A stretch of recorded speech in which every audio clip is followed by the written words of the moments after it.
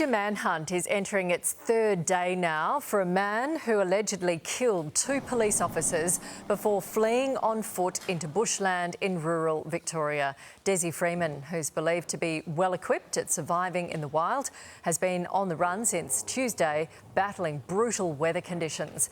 A heavy police presence is searching for the fugitive, with armed marksmen, air support with thermal imaging and canine units being sent to the region. Tributes for the murdered officers, Detective Neil Thompson and Senior Constable Vadim Devort are also flowing this morning. For more, we're joined by Narelle Fraser, former Victoria Police detective, live in Rochester. Good morning to you, Narelle. You knew one of the officers, we understand, Senior Constable Neil Thompson, who was tragically killed. What can you tell us about him? Good morning, Nat. I didn't know Neil well, but I have very close friends of mine that are very, very close to him. And it's always the same story about Neil, that he was very popular.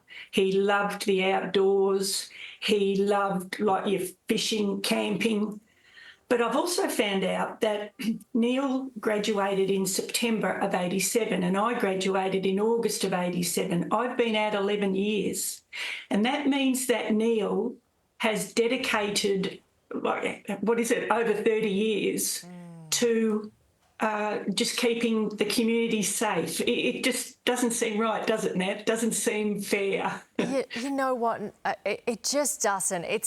I feel like the whole country is getting to know these amazing men, as the Commissioner said yesterday, these fine, brave men who went out every day, like all our police officers do, put their lives on the line, and then they fell in the line of duty. He was about to retire. The party was planned.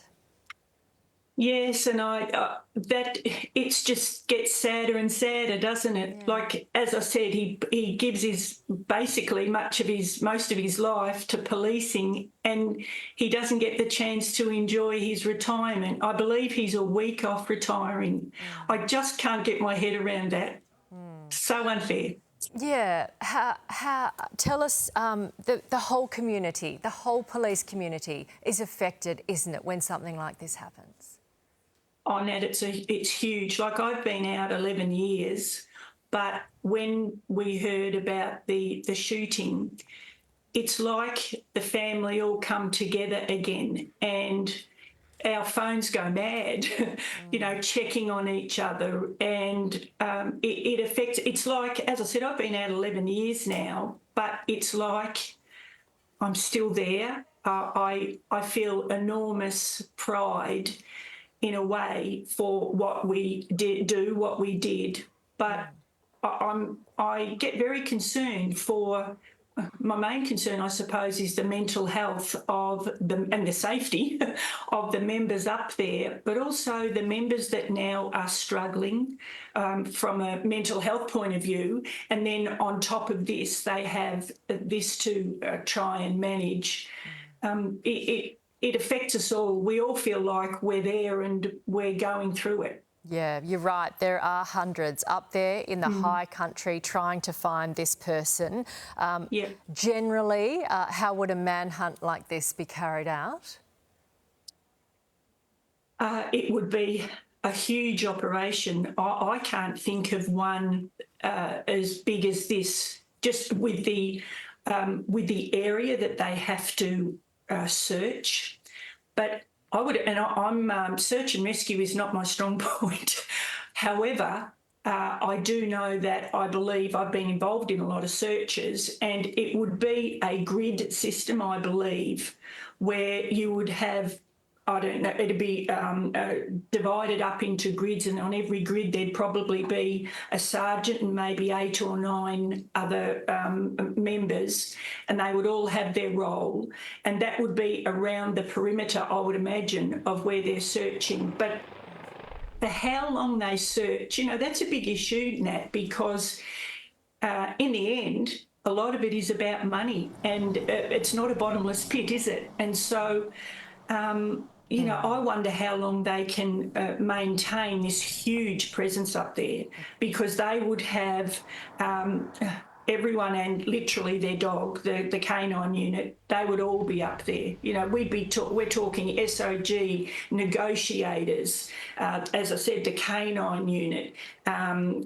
search and rescue, critical incident. Exactly. It's a huge effort. Yes, huge. and as the police commissioner said yesterday, very, very clear, we will find him. We're right behind him. Narelle, thank you very much for your time and condolences to all the family and friends of those officers. Thanks, Nat. Thank you, everyone. Yep, that determined manhunt continues. Let's now bring in Paul local, David McKinnon. Great to talk to you again. So, David, what are you seeing, what are you hearing as this search continues? Yeah, g'day, Shervo. We're getting all sorts of mixed information, really. Kind of a lot of the stuff you get from a text message from a mate saying they've heard this or heard that, but from the police we're not getting a lot, which is understandable. I know they don't want to give away too much, so we understand that as a community. And I guess we're sort of, you know, the chopper flies over, it flies back, flies over, flies around. Cars come and go. The roadblocks disappear, they come back, they disappear, they come back. So it's really hard as a community to know what's going on. So, yeah, it's not the best situation. It's intense, I'm guessing, and the anxiety throughout the community must be building day by day.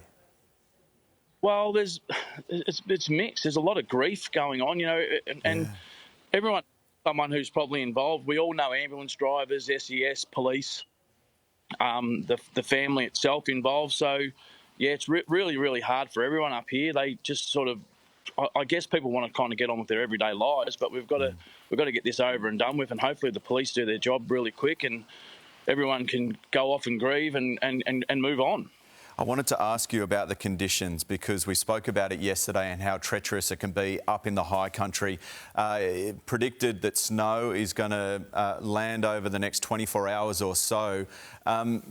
This alleged gunman, Dezi Freeman, we know that he has good bushcraft. Could he be getting help potentially, do you think? Look, I'm not going to say, I don't know, but all I can tell you is it's absolutely bloody freezing here today. My hand's actually shaking while I'm holding the phone. It's that cold. If I could slowly swing around, you might be able to see outside. The visibility is absolutely poor everywhere, so there's no chance of anything much happening up on the hill there today.